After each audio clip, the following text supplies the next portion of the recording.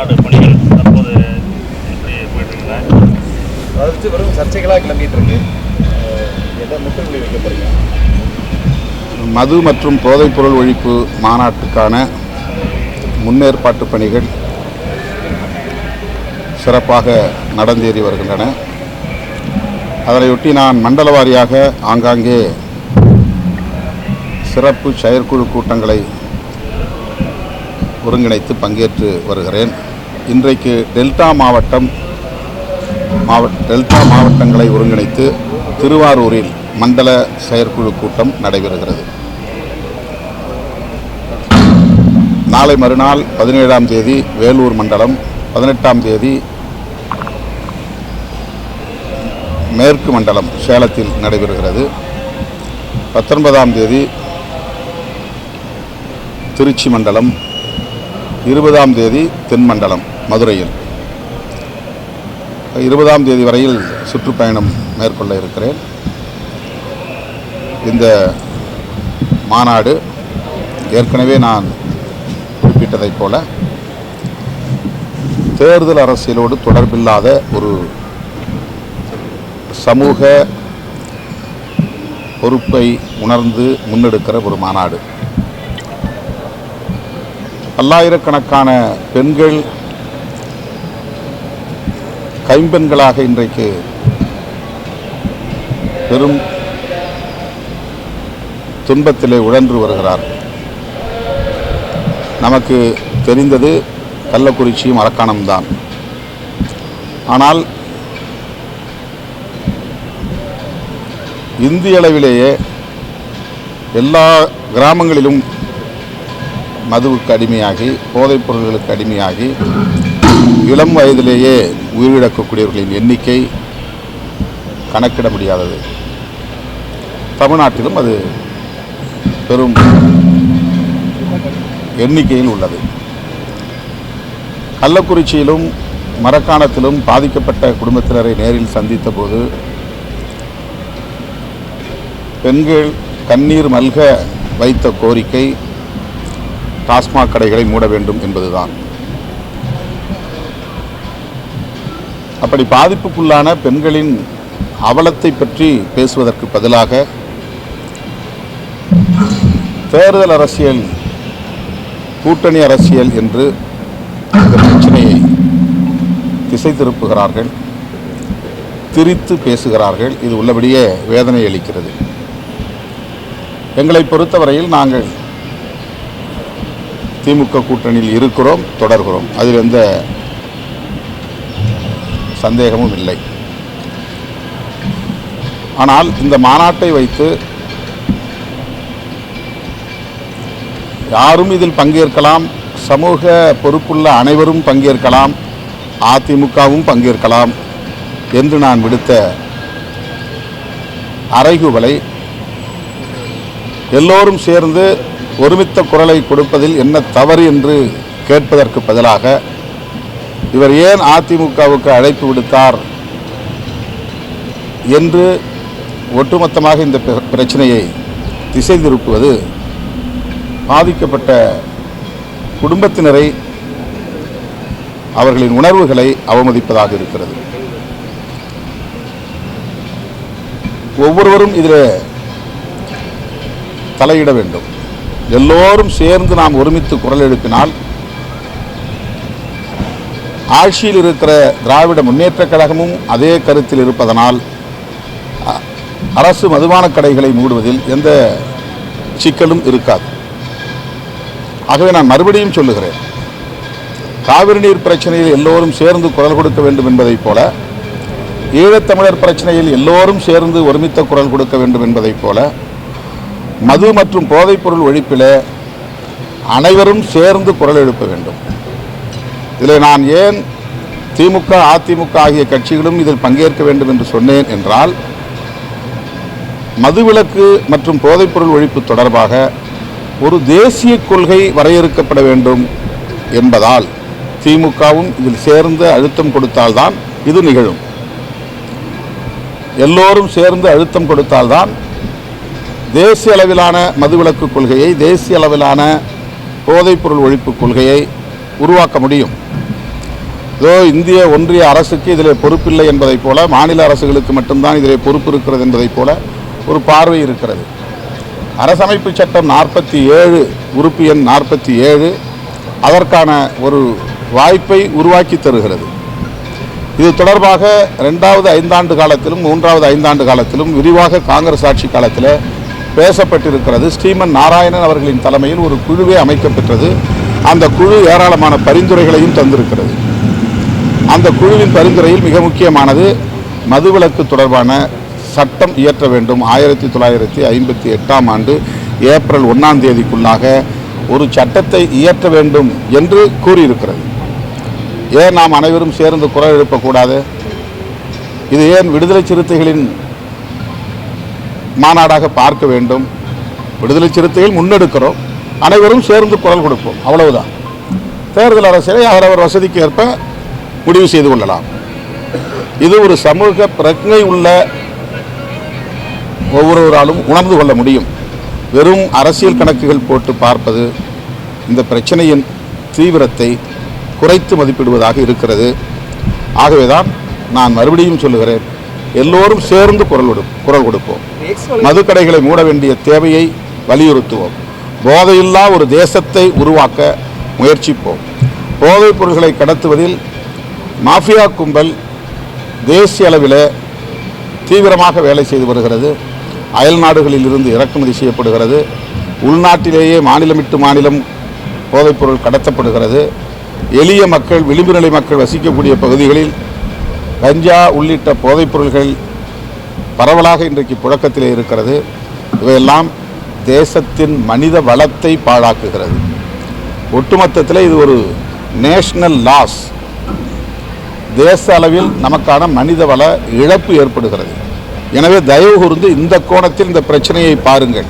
வெறும் அரசியல் கணக்குகளை அடிப்படையாக கொண்டு இந்த பிரச்சனையின் தீவிரத்தை நீர்த்து போக செய்துவிட வேண்டாம் என்று அனைவருக்கும் நான் வேண்டுகோள் விடுக்கிறேன். பாமக தலைவர் பேசும்போது இந்த மது ஒழிப்பு பொறுத்த வரைக்கும் நாங்கள் பிஹெச்டி முடிச்சிட்டோம், நீங்கள் என்ன எல்கேஜி தான் அப்படிங்கிற மாதிரி ஒரு விமர்சனத்தை முன் வச்சுருக்காங்க. எப்படி பார்க்குறீங்க? அதனால் ஒன்றும் தப்பு இல்லை. நாங்கள் எல்கேஜி படித்தாலும் சரி, எங்களுக்கு அந்த சமூக பொறுப்புணர்வு இருக்கிறது என்பது மக்கள் புரிந்து கொண்டால் போதும். எக்ஸ் வலைதள பக்கத்தில் நேற்று ஆட்சியில் பங்குன்ற ஒரு வீடியோ பகிரப்பட்டு திரும்ப டெலிட் செய்யப்பட்டுச்சு.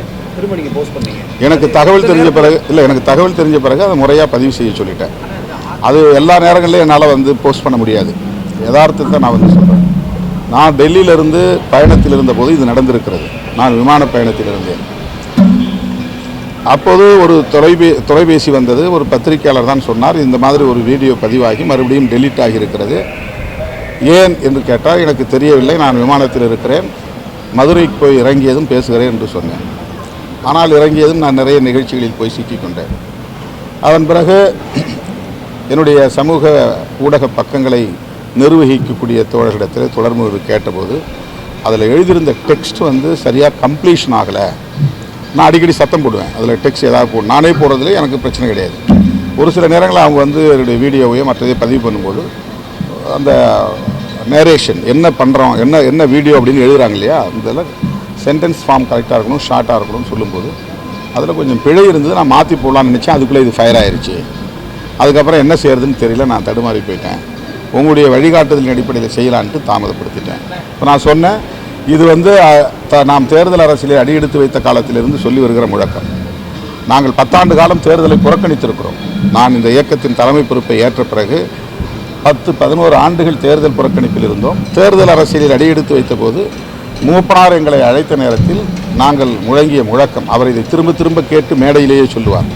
நாங்கள் தேர்தல் பரப்புரையில் ஈடுபடுகிற போது தம்பி திருமாவளவன் எளிய மக்களுக்காக குரல் கொடுப்பவர், ஆட்சியிலும் பங்கு அதிகாரத்திலும் பங்கு என்ற முழக்கத்தை வைத்திருக்கிறார். இதை நான் வரவேற்கிறேன் என்று அவர் பல மேடைகளில் பேசியிருக்கிறார். இதை நான் இந்த மண்டல செயற்குழு கூட்டத்தில் செங்கல்பட்டு மறைமலை நகரில் நடைபெற்ற கூட்டத்தில் மேற்கோள் காட்டி பேசினேன். நாம் ஆரம்ப காலத்தில் இப்படியெல்லாம் பேசியிருக்கிறோம். கூட்டணியில் இருந்து கொண்டே மக்களின் பிரச்சனைகளுக்காக நாம் கூட்டணிக்கு எதிரணியில் இருப்பவர்களோடு கைகோர்த்து பணியாற்றியிருக்கிறோம். அதற்கு பல சான்றுகள் இருக்கின்றன. 2009 முள்ளிவாய்க்கால் இனக்கொலை நடந்த நேரத்தில் ஆளுங்கட்சி திமுக கூட்டணியிலே இருந்தாலும் கூட நாங்கள் எதிர்க்கட்சி கூட்டணிகளோடு இணைந்து பயணித்திருக்கிறோம். பிறகு தேர்தலில் அதே திமுக கூட்டணியில் நாங்கள் பயணித்திருக்கிறோம். ஆகவே தேர்தல் நிலைப்பாடு வேறு, மக்கள் பிரச்சனைகளுக்காக களமாடுகிற நிலைப்பாடு வேறு என்பதை அந்த மண்டல செயற்குழு கூட்டத்திலே நான் விளக்கி பேசிய ஒரு வீடியோ தான் அந்த வீடியோ. அது பழைய வீடியோ அல்ல, புதிய வீடியோ தான். அது லைவில் பேசியது 1 மணி நேரத்திற்கு மேலான பேச்சு அப்படியே கிடக்கிறது, என்னுடைய ஃபேஸ்புக்கில் முகநூலில் கிடக்கிறது. அதிலிருந்து ஷார்ட்ஸ் அண்ட் ரீல்ஸ் என்கிற அடிப்படையிலே 1 நிமிடம் 2 நிமிடத்திற்கு சின்ன சின்ன வீடியோக்களை பதிவிடுவது உண்டு. அப்படி பதிவிடுகிற நேரத்தில் அவர் டெக்ஸ்ட் சரியாக போடவில்லை என்று அவரே அதை டெலீட் செய்ததாக சொன்னார். திரும்ப உடனே போட வேண்டியது தானே என்றவுடன் அதற்குள்ளாக மீடியாவில் வேறு மாதிரி செய்தி போய்விட்டது. ஆகவே போடுவதில் எனக்கு தயக்கம், உங்களுடைய வழிகாட்டுதலின் அடிப்படையில் நான் திரும்ப பதிவிடுகிறேன் என்று பதிவிட்டார். இதுதான் நடந்தது. இந்த விஷயத்தில் பாமக அன்புமணி ராமதாஸ் சொல்லும்போது நீங்களும் மது ஒழிப்பு தான் சொல்கிறீங்க, அவரும் அதை தான் வலியுறுத்தும் போது அதில் ஒற்றுமை இல்லாமல் அதை விமர்சிக்கிறத நீங்கள் எப்படி பார்க்குறீங்க? இந்த ஒற்றுமை இல்லாததே மது ஒழிப்பை கொண்டு வரதுக்கான ஒரு பெரிய பிரச்சனையாக இருக்குன்னு பார்க்குறீங்களா? இந்த மாதிரி விமர்சனங்களை எப்படி பார்க்குறீங்க? இல்லை, அவர் பாமக விமர்சிக்கல, நாங்கள் எடுத்ததை வரவேற்று தான் பேசியிருக்கிறாரு. ஆனால் பாமகவை பற்றி நான் சொல்லக்கூடிய கருத்தை அவர் கண்டிச்சிருக்கிறாரு. அப்படி சொல்ல வைத்தது அவங்க தான். நாங்கள் சிதம்பரத்தில் நான் முதல்ல தேர்தல் நேரத்தில் மிகப்பெரிய வன்முறை நடந்ததற்கு அவர்கள் தான் காரணம். ஆனாலும் கூட அதையெல்லாம் விட்டுவிட்டு ஈழத்தமிழர் பிரச்சனைகளுக்காகவும் தமிழ்நாடு ஆகிய நலன்களுக்காகவும் தமிழ் பாதுகாப்பு இயக்கத்தை உருவாக்கினோம். அது என்னுடைய தலைமையில் உருவாக்கப்பட்டது. அதில் இணைந்து மருத்துவர் ராமதாஸ் அவர்களோடு சில ஆண்டுகள் நாங்கள் பயணம் செய்தோம், தீவிரமாக பணிகளாற்றினோம். அடுத்து வந்த தேர்தலில் 2011 என்று கருதுகிறேன், திமுக கூட்டணி இணைந்து பயணித்தோம். இப்போ 2G விவகாரம் மிகப்பெரிய அளவிலே இருந்தது. ஒட்டுமொத்த திமுக அணியே தோல்வியை தழுவ நேர்ந்தது. அதன் பிறகு சோஷியல் என்ஜினியரிங் என்கிற பெயரில் பாமக எடுத்த நிலைப்பாடு தலித் வெறுப்பு என்பதாக அமைந்துவிட்டது. அதிலே குறிப்பாக விசிகாவுக்கு எதிராக, திருமாவளவனுக்கு எதிரான அபாண்டமான அவதூறுகள் திட்டமிட்டு பரப்பப்பட்டது. அதன் பிறகு நாங்கள் உயர்நிலைக்குழுவில் எடுத்த முடிவு, அந்த முடிவை நான் திரும்ப சொல்லுகிறேன், அவ்வளவுதான். யாரையும் நாங்கள் குறைத்து மதிப்பிடவில்லை, யாரையும் காயப்படுத்த வேண்டும் என்பது எங்களுடைய நோக்கமில்லை. நாங்கள் காயப்படுத்தப்பட்டோம், நாங்கள் இரத்தக்கரையோடு கை குலுக்கினோம். நல்ல தமிழர் நலன்களுக்காக, தமிழ் மொழியின் நலன்களுக்காக, தமிழ் நாட்டு நலன்களுக்காக, நல்லது, நம்முடைய தனிப்பட்ட பிரச்சனைகளை முன்னிறுத்த வேண்டாம் அப்படின்னு அந்த நிலையிலும் கூட நாங்கள் கடந்த காலத்தில் ஏற்பட்ட கசப்பான அனுபவங்களை எல்லாம் மறந்துவிட்டு கைகோர்த்தோம். ஆனால் திடுமென தேர்தல் அரசியலுக்காக சோஷியல் இன்ஜினியரிங் என்கிற பெயரில் அகில இந்திய அளவில் பிஜேபி சிறுபான்மை வெறுப்பு அரசியலை கையில் எடுத்ததைப் போல தமிழ்நாட்டை பொறுத்தவரையில் அப்படி மைனாரிட்டிஸுக்கு எதிரான ஹேட் பாலிடிக்ஸை பேச முடியாத சூழலில் தலித் சமூகத்தை தலித் நான் தலித் என்று பிரித்து ஒரு வெறுப்பு அரசியலை விதைத்தது பாமக. இதை அவர்களால் மறுக்க முடியாது. அதனால் ஏற்பட்ட கசப்பான அனுபவத்தின் அடிப்படையில் விடுதலை சிறுத்தைகளின் முன்னணி தலைவர்கள் கலந்து பேசி நாங்கள் ஒரு முடிவை, ஒரு நிலைப்பாட்டை எடுத்தோம். அதைத்தான் நான் திரும்ப சொல்லுகிறேன். அவர் மது ஒழிப்பில் ஈடுபடுகிறார்கள் அல்லது அந்த கருத்தில் உறுதியாக இருக்கிறார்கள் என்பதில் எனக்கு எந்த மாற்று கருத்தும் இல்லை. அதை நான் குறைத்து மதிப்பிடவும் இல்லை, நான் விமர்சிக்கவும் இல்லை. அவர்கள் செய்யவில்லை என்றும் நான் சொல்லவில்லை.